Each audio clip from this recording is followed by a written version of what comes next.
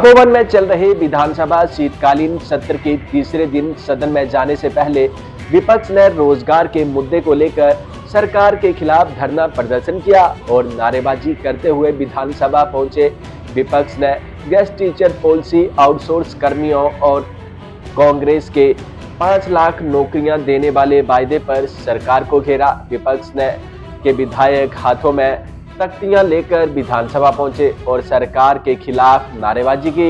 विपक्ष ने सरकार से युवाओं को 5 लाख नौकरियां और नौकरी से निकाले गए आउटसोर्स कर्मियों को पुनः बहाली की मांग की। नेता प्रतिपक्ष ने कहा कि सरकार के कुछ करीबी लोग के अलावा किसी को नौकरी नहीं मिली है। मुख्यमंत्री जो आंकड़े पेश कर रहे हैं वो सारे आंकड़े झूठे हैं और कांग्रेस भाजपा कार्यकाल में किए गए कार्यों का श्रेय लेने की कोशिश कर रही है। हिमाचल प्रदेश विधानसभा के शीतकालीन सत्र के तीसरे दिन एक ऐतिहासिक शुरुआत हुई। सत्र के तीसरे दिन शुक्रवार को पहली बार हिमाचल विधानसभा के इतिहास में शून्यकाल की शुरुआत हुई। सुबह 11 बजे से 12 बजे तक प्रश्नकाल के बाद सदन में आधे घंटे के लिए लोकसभा और राज्यसभा की तर्ज पर शून्यकाल संपन्न हुआ। इस दौरान 7 विधायकों ने अपने अपने क्षेत्रों की समस्याओं को उठाया। शून्यकाल की इस कड़ी में सबसे पहले लाहौल स्पीति के विधायक अनुराधा राणा ने सबसे पहला सवाल उठाया। इसके बाद विधायक जनकराज, केवल सिंह पठानिया, सुखराम चौधरी, संजय रतन, त्रिलोक जम्वाल और हरदीप सिंह बावा ने सदन में प्रश्न उठाए। हिमाचल प्रदेश के मुख्यमंत्री सुखविंदर सिंह सुक्खू ने लोकसभा के नेता प्रतिपक्ष राहुल गांधी के खिलाफ की गई एफआईआर की निंदा की है। उन्होंने कहा कि राहुल गांधी सच्चे मन से देश सेवा करते आ रहे हैं। साथ ही कहा कि गांधी परिवार ने अपने त्याग और बलिदान से भारत की मिट्टी में अमर गाथा लिखी है। उनका रगत इस देश के कण कण में समाया हुआ है। माननीय नेता प्रतिपक्ष राहुल गांधी पर झूठे आरोप लगाकर भाजपा उनकी छवि को धूमिल करने के प्रयास कर रही है, जो लोकतांत्रिक मूल्यों के विपरीत है। मुख्यमंत्री सुखविंदर सिंह सुक्खू ने कहा कि राहुल गांधी ने भारत जोड़ो यात्रा के माध्यम से एकता और भाईचारे का जो संदेश दिया वे हर भारतीय के दिल में गूंजता है। भाजपा द्वारा लगाए गए इन बेबुनियादी आरोपों की वे कड़ी निंदा करते हैं और सच्चाई की इस लड़ाई में वे उनके साथ खड़े हैं। हिमाचल प्रदेश ने राधा स्वामी सत्संग ब्यास सहित अन्य धार्मिक संस्थाओं को लैंड सीलिंग एक्ट में संशोधन कर छूट देने का रास्ता साफ कर दिया है। विधानसभा के विंटर सेशन के दौरान लैंड सीलिंग एक्ट संशोधन बिल पास हो गया। हालांकि विपक्ष इसे सिलेक्टिव कमेटी को भेजने की वकालत कर रहा था।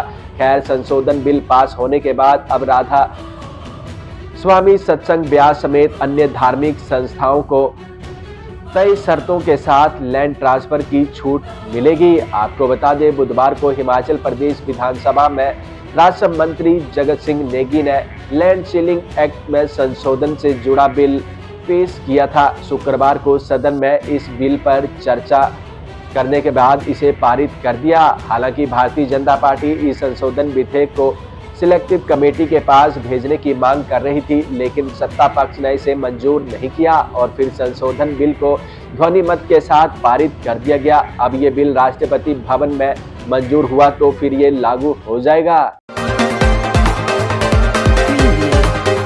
उप मुख्यमंत्री मुकेश अग्निहोत्री ने हरियाणा के पूर्व मुख्यमंत्री ओम प्रकाश चौटाला के निधन पर गहरा शोक व्यक्त किया है। चौटाला ने 99 वर्ष की आयु में आज गुरुग्राम स्थित आवास पर अंतिम सांस ली। ओम प्रकाश चौटाला हरियाणा के 4 बार मुख्यमंत्री रहे हैं। मुकेश अग्निहोत्री ने ओम प्रकाश चौटाला के निधन को भारतीय राजनीति के लिए बड़ी क्षति बताया। उन्होंने कहा कि हरियाणा की राजनीति के मजबूत स्तंभ होने के साथ साथ हरियाणा के विकास में उनके योगदान को हमेशा याद किया जाएगा। उनके निधन से हरियाणा सहित देश की राजनीति के लिए ये बड़ी क्षति पहुंची है। हिमाचल प्रदेश में बर्फ का दीदार करने के लिए क्रिसमस और नई साल के मौके पर बाहरी राज्यों से हर साल लाखों की तादाद में सैलानी आते हैं। कई पर्यटक कालका शिमला ट्रेन से पहाड़ों का दीदार करते हुए शिमला पहुंचते हैं। कालका शिमला रेल पर्यटकों के लिए पहली पसंद होती है। पर्यटकों की संख्या को देखते हुए रेलवे विभाग ने भी पुख्ता इंतजाम किए हैं। कालका शिमला रेल मार्ग पर शुक्रवार से स्पेशल हॉलीडे ट्रेन दौड़ना शुरू हो चुकी है। रेलवे प्रबंधन की ओर से सारा शेड्यूल भी जारी कर दिया है। शेड्यूल के अनुसार ट्रेन सुबह 8:05 से कालका से रवाना होगी और दोपहर 1:35 पर शिमला पहुंचेगी। इसके बाद ये ट्रेन शाम 4:50 पर शिमला से रवाना होगी और रात्रि 9:45 पर कालका पहुंचेगी। ट्रेन के जनरल कोच का किराया 75 रुपये, टूरिस्ट क्लास में किराया 945, फर्स्ट क्लास का किराया 790 रुपये तय किया गया है।